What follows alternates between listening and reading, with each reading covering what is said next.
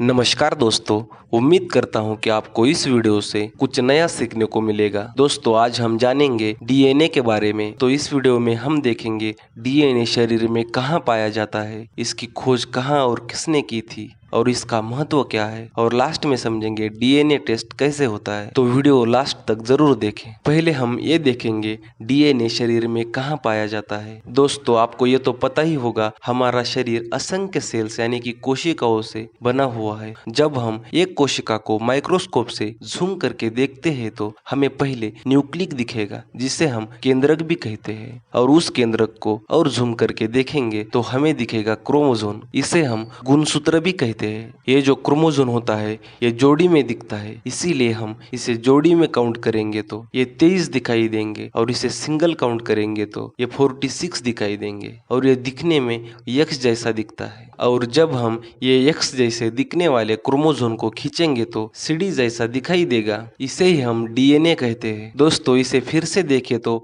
एक कोशिका को जूम करेंगे तो दिखेगा न्यूक्लिक यानी कि केंद्रक, और उसे जूम करेंगे तो मिलेगा क्रोमोसोम, और उसे खींचेंगे तो हमें दिखेगा डीएनए। और ये जो डीएनए होता है ये गोनिन, एडेनिन, साइटोसिन और थीमाइन, इन 4 अणुओं से बना होता है।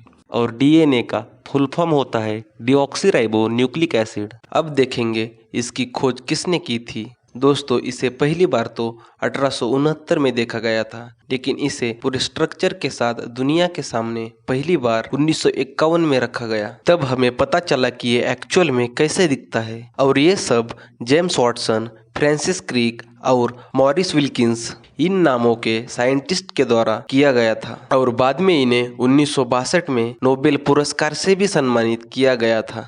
दोस्तों, अब देखते हैं तीसरा क्वेश्चन, डीएनए का क्या महत्व है। ये जो हमारे कोशिकाओं में डीएनए होते हैं, इसका सबसे बड़ा महत्व है कि इसमें हमारी सारी जेनेटिक इंफॉर्मेशन होती है। जेनेटिक इंफॉर्मेशन यानी कि जब छोटा बच्चा गर्भ में होता है तब उसे विकसित होने के लिए जो इंफॉर्मेशन मिलती है ये डीएनए से ही मिलती है। जैसे कि 2 ही आँख होनी चाहिए, एक हाथ में 5 ही उंगली होनी चाहिए, हाइट कितनी होगी, कलर कैसा होगा, ऐसे सब छोटी से छोटी इंफॉर्मेशन का ग्रुप जो है वो डीएनए में होता है। तब जाके एक स्वस्थ बच्चे का जन्म होता है। कभी कभी डीएनए में गलत इंफॉर्मेशन भी चली जा सकती है, तब हमारे जो बॉडी के पार्ट है उसमें बदल हो जाता है। जैसे कि आपने देखा होगा किसी के हाथों में 6 उंगलियां होती है, कोई अंधा होता है, इन सब को डीएनए डिफेक्टेड भी कहा जाता है। और जो भी ऐसी चीजें हैं वो डीएनए में अगली पीढ़ी में कन्फर्म जाने की संभावना भी रहती है। दोस्तों, हर इंसान के डीएनए में अलग अलग इंफॉर्मेशन सेव होती है, इसलिए हर इंसान का डीएनए अलग अलग होता है। किसी भी बच्चे का डीएनए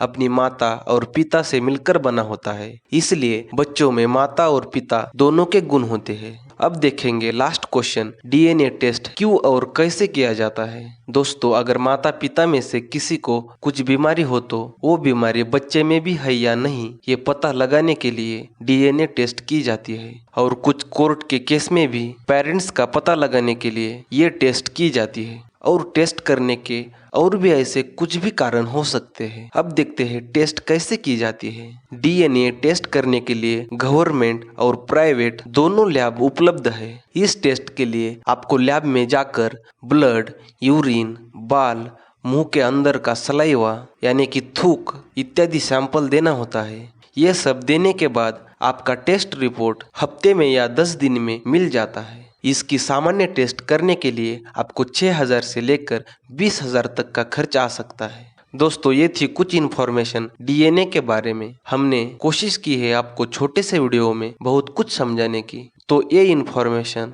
आपको अच्छी लगी हो तो लाइक और सब्सक्राइब करें। चलिए मिलते हैं ऐसे ही इन्फॉर्मेटिव वीडियो के साथ। आपका महत्वपूर्ण समय देने के लिए धन्यवाद।